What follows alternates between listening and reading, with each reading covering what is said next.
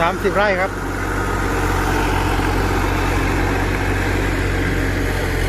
แต่ว่าเส้นทางไปบริเวณแปลงนาเนี่ยค่อนข้างที่จะ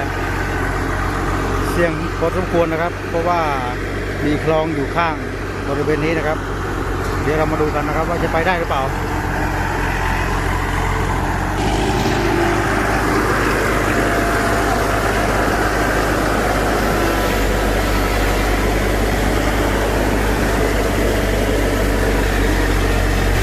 เดี๋ยวตรงนี้แหละ